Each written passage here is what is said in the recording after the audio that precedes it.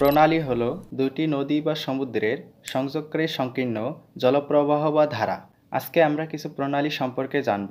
Pop প্রণালী উত্তর পূর্বে অবস্থিত বঙ্গোপসাগর ও দক্ষিণে অবস্থিত মান্নার উপসাগরকে সংযুক্ত করে, ভারত ও শ্রীলঙ্কাকে পৃথক করে। প্রণালীটি তামিলনাড়ুর রামেশ্বরম দ্বীপ ও শ্রীলঙ্কার মান্নার দ্বীপের মাঝে অবস্থিত।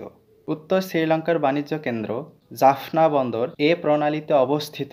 ব্রিটিশ গভর্নর রবার্ট পকের নাম অনুসারে পক প্রণালীর নামকরণ করা হয়। জিব্রাল্টার প্রণালী এটি ভূমধ্যসাগর এবং আটলান্টিক মহাসাগরকে সংযুক্ত করে। মরক্কো ও স্পেন অর্থাৎ আফ্রিকা ও ইউরোপকে পৃথক করে। পাহাড় সমৃদ্ধ জিব্রাল্টার দ্বীপের পূর্ব নাম জাবালুত তারেক।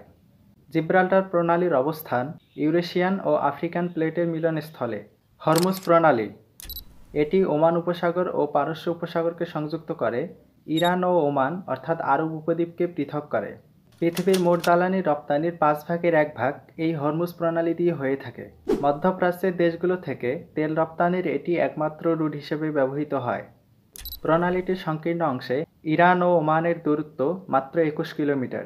হরমুজ প্রণালীর নামকরণ করা হয় পারস্যের সম্রাট দ্বিতীয় সাপুরের মায়ের নাম অনুসারে। তাইওয়ান বা ফরমোজা প্রণালী এটি দক্ষিণ চীন সাগর ও পূর্ব চীন সাগরকে সংযুক্ত করে। চীন ও তাইওয়ানকে পৃথক করে। তাইওয়ান বা ফরমোজা প্রণালীর অবস্থান চীনের মূল ভূমির দক্ষিণে। চীন, জাপান, কোরিয়া প্রভৃতি দেশের 90% জাহাজ এই রুট দিয়ে চলে।